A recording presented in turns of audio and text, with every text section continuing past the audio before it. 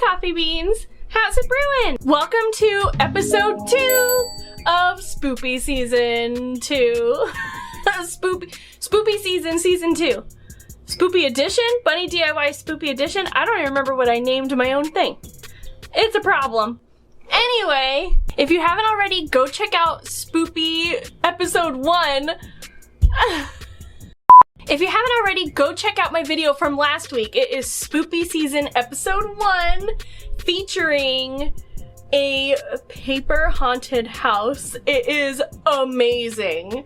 So definitely go check it out. And for today, I am going to be reminiscing a little bit about one of my favorite attractions at Disneyland, the Haunted Mansion. And I'm going to be making my favorite character, Madame Leota. Now, Madame Leota is a floating head in a crystal ball, and she tells your future. And she's kind of giving a seance in the ride for the spirits that are in the house. And so I wanted really badly to do another Blythe Doll repaint. And so I thought it would be fun to do a Madame Leota Blythe Doll. And you will never believe what I found at Michael's. Look at how perfect this is. Perfect, I say! It's amazing! So, I ordered just a plain Blythe head on Amazon. I'll put a link below to the Amazon link where I bought this. I also bought eyes and an eye mechanism, and I can't find it anywhere. I have no idea where it is. Now, tell me I am not alone in this, but when my craft room was still a complete dumpster fire disaster mess, I knew exactly where the eyeballs were. I knew exactly. But now that I've cleaned up, I have no idea where they are. Is anyone else like that? I call it organized chaos. Because even though it's messy, I know where everything is. But now that everything is clean, I have no idea where those eyes are. So I'm going to have to like panic shop and buy them and hope they get here fast. Oh, it's a stressful situation. But anyway, what is amazing is this face fits perfectly inside this glass ball. Look at how amazing this is, guys. Amazing! I'm so excited. Now, the other thing too is Madame Leota is kind of like surrounded by like a purple mist. It could also be like purple hair. And another thing I found at Michael's in the clearance department. Look at how amazing. Look at all this purple tulle. It's perfect. And so I can stuff all of this inside here. Oh gosh. But look at this. Oh my gosh. Oh my gosh. I am so excited. So let me hurry up and go panic buy some more Blythe eyes. And then we'll get started on repainting her and decorating this crystal ball. I found the eyes. Woo, we don't need to worry. They were in a shipping envelope that looked like trash, so thankfully I didn't throw them away. Now, I have these pre-printed Blythe eyes that are the perfect size to fit inside Blythe eye mechanisms. So I'm going to be using these today to make her new eyes. Now, usually you can buy these like little clear plastic discs that fit on top of these pre-printed eyes, but I usually just like to make mine out of UV resin. So to do that, I put my printed eyes underneath a clear piece of silicone, like a silicone mold, and then I made little dollops out of UV resin over each eye so that it was the exact diameter of the printed eyeball. And I cured each one before moving on to the next one, just so they wouldn't kind of run around and get all wonky. And then once they were all done, I cured them under my big UV light for several minutes, then flipped it over and cured the other side. Now, I could totally use these printed eyes as they are, but I wanted to add a little bit of mysticism to them because Madame Leota is a fortune teller, so I imagine she has kind of crazy mystical eyes. So what I did is I took my chameleon powder that I got on Amazon from Let's Resin, and I kind of color matched the powder with the palette of the eye So for example, this one's kind of like a reddish black, so I did the galaxy one. This one has gold in it, so I did the gold one. And I kind of just rubbed those in, and it gives it a really nice color shift effect. So depending on what angle the eyes are at, it kind of changes colors, which I think looks really cool. If you're like me and you wish Madame Leota would read your future, then you should join the Coffee Bean family. You don't need your fortune read to know that you're gonna have a ton of fun here. So make sure you subscribe and click that bell so you don't lose me to the big wide world of YouTube. You'll get notified as soon as I post. I upload videos every Monday at 9 a.m. Pacific Standard Time. Now, to attach the little resin pieces that I made, I just put some double-sided tape down over the eyes and then pressed the resin circles onto those and then cut around the excess, and it makes the perfect Blythe eye chip. And these fit into the eye mechanism. Sometimes they are like a perfect fit and will snap right in. Other times they're a little bit loose, so I just use sticky tack to make it stay. Before I move on to the eyelids, I'm going to do the rest of the face. So I always start by spraying my faces with Mr. Super Clear, and I do 3 coats usually. And Mr. Super Clear is a really great kind of sealant that adds like a texture to the face, so that way pastels and colored pencils will stick to that surface rather than the plastic. Now, Madame Leota has kind of pale, slightly greenish skin, and I think really what it is she's really, really pale, and the lights in the attraction make her look like she's kind of a green color, but I kind of like the idea of her having kind of this pale green complexion. So I took some of my Mungyo rolled pastels, and I shaved off some white, and then I brushed that all over her face with a big fluffy brush. After all of the white was applied, I took some blue, red, and a little bit of white pastels and mixed it together to make a nice like light purple. And I did the same with some green pastels. So I took my same big fluffy brush and I applied green all over Madame Leota's face.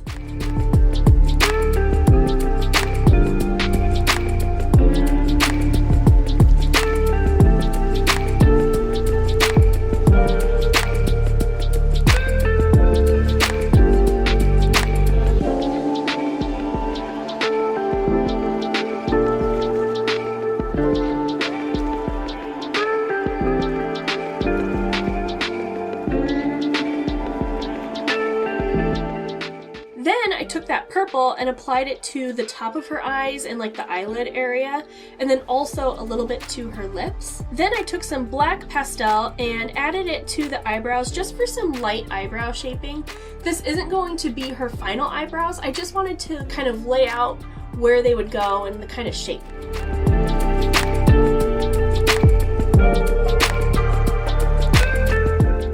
I also used the eraser from a pencil to clean up the lines a little bit on the pastels. Then I sprayed it with another layer of MSC and then did a whole other layer of pastels. So it was basically 2 layers of pastels to get the opacity that I wanted. Now that the pastels are done, I can do the watercolor pencils, and I love using Arteza. I cannot recommend them enough. I started off with Noir for the bottom of the eye.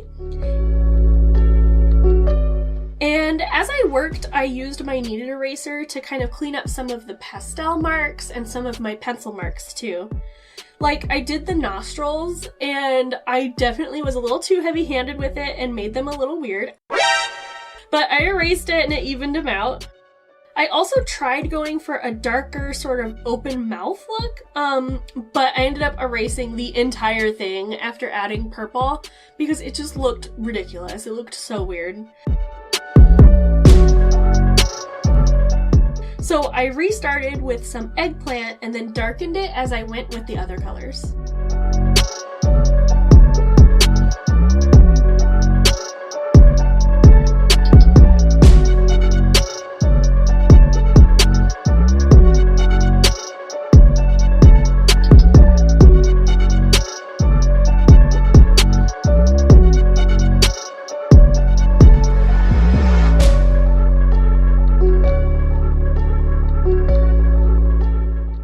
that most of the face is kind of laid out and I can see how I like it, it's finally time to start laying down some paint. So I started with the eye makeup, and it's basically like her eyeshadow, sort of. So I mixed together some purple and just a little bit of blue because I wanted it to be more of a cool purple, not a reddish purple. And I also added just a little bit of water to water it down because I think the thinner the paint, the better it is for doll repainting. That way it's not going to chip or scratch off, or it's least likely to chip and scratch off.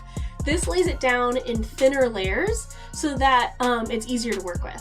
So for her eyelid, I kind of did more of a winged kind of style of eyeshadow. It's very heavy-handed because I kind of wanted it to have like a 60s mod look.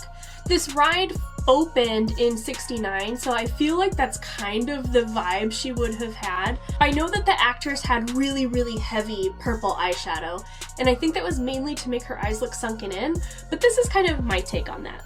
I ended up doing 2 coats of the purple. Now the eyelids for the eye mechanism need to have that same color purple, but the plastic is still kind of shiny. I haven't treated it with any MSC, so I just sanded it really, really lightly with a sanding block before adding the paint. And I did do 2 coats. For the lips, I mixed together some red and a little bit of purple to make this really pretty magenta kind of wine color. And I added just a little bit of water to water it down, and then I painted it really, really, really carefully on the lips. I am infamous for messing up doll lips, so I went really, really slow to make sure that she didn't have lipstick all over the place. Now that everything is dry, it's finally time to add the final details with my watercolor pencils. I added some shading and color variation to the eyeshadow by adding some of my watercolor pencils from darkest on the inside to lighter on the outside, and I used eggplant on the inside corner for the tear ducts. I also extended black on the bottom for her eyeliner, and it was kind of thinner towards the inside of her eye and more wide towards the outside. I also took my sharpened black watercolor pencil and added some eyelashes to her bottom eyelid. Then I finished her eyebrows by adding a really bold line of black paint. Again, I wanted this to be kind of like a 60s mod kind of look, so I wanted those eyebrows to be really pronounced. Plus, when you look at the actress's makeup, her eyebrows were pretty dark and kind of fluffy actually, so I thought this kind of more groomed look would look really good. I also used that same black paint to make her lashes a little bit darker and thicker. I also shaded the eyelids with my same watercolor pencils. I started with darker on the outside and worked my way in with lighter colors. Then I sealed the eyelids with some watered down matte varnish, and it was perfect because it blended in those watercolor pencils and made a beautiful gradient. Once the varnish was dry, I added a nice thick line for eyeliner on her eye. I also added black underneath too, where the eyelashes connect to the plastic, because when they're open you would see that, so I wanted to make sure it was painted. Once everything was dry, I gave it its final 2 coats of Mr. Super Clear. Now it is finally time to put everything together. Now the eye mechanism snaps into the eyelids really easily. You just have to be gentle, and I like to use a little tool to kind of pry the plastic a little bit, but you do have to be careful because it is plastic, so it could snap. So just go slow. Then you do the exact same thing to fit the entire eye mechanism back into the head. Okay, the eye mechanism is in, so it is the moment of truth to test these out. And they move! Oh my gosh, these eyes are gorgeous! I love how they turned out. Which one are your favorites? Let me know in the comments below.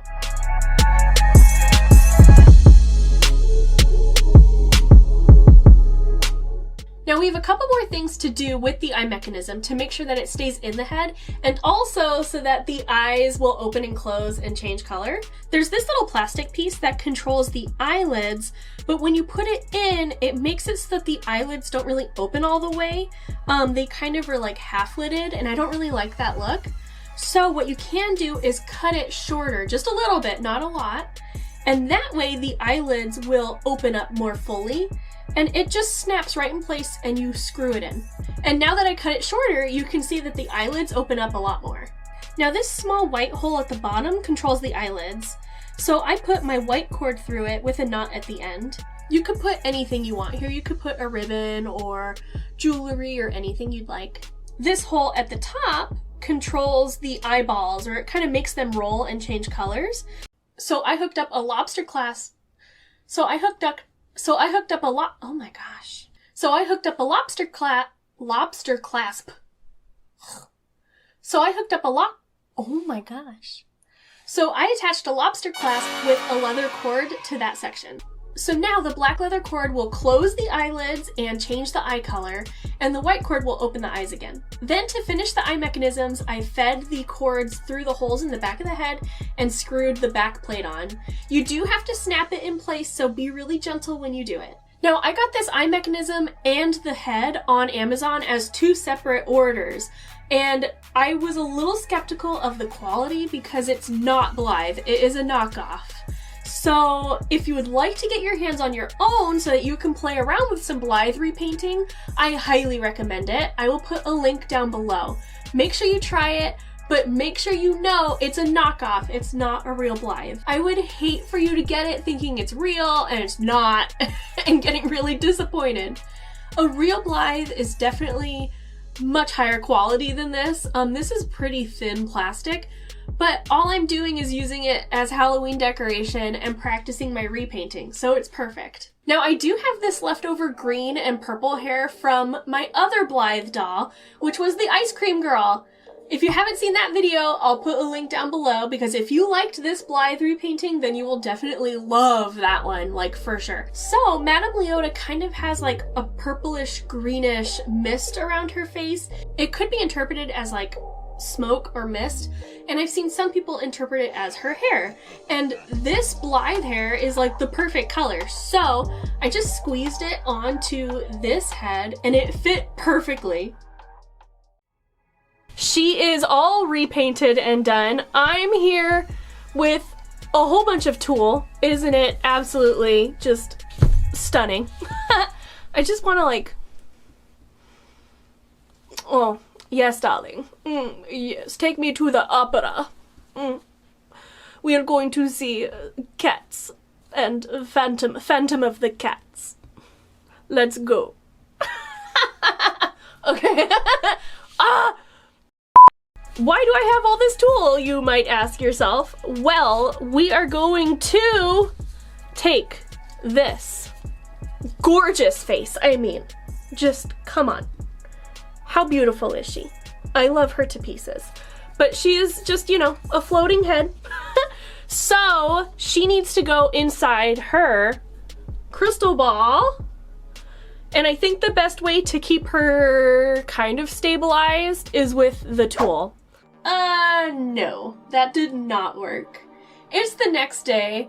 I tried for a really long time to get her head to fit in the ball, with tulle, without tulle.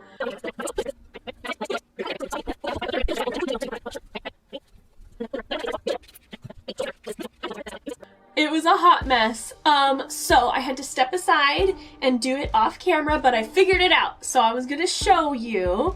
What I did do was attach a straw with some hot glue to the base, and this will fit in her neck peg. And then I styled her hair. So initially I was just gonna pour her hair into the glass ball and hope for the best. And that did not work. My hoping was fruitless. So here she is. Her hair is styled, and it's a very, very simple style. All I did was split her hair in half, and I put a ponytail up top and a ponytail in the back. And then I just ponytailed them together to make one big ponytail like this. I also took some extra hair and wrapped it around so that it went around the clear ponytail and came down as like little bangs. So that was my solution, and actually it worked really well. So we can go ahead and see how it looks inside the crystal ball. So I think the easiest way to do this is to just take the crystal ball and kind of gently feed her head in. It's just, I just don't want to scratch her face. That's what is the most scary. And then I just get the neck peg, or well, the straw, to go into her neck hole, just like that. And then, ta-da! Perfect. And now it's easy to change her eyes whenever I want to.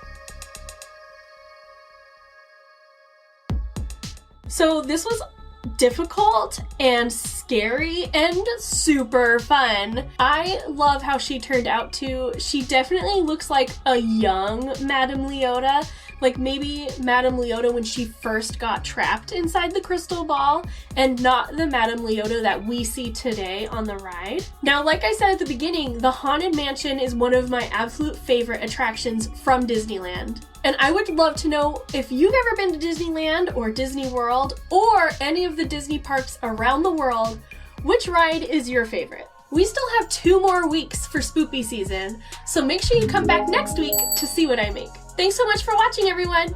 Love you a latte.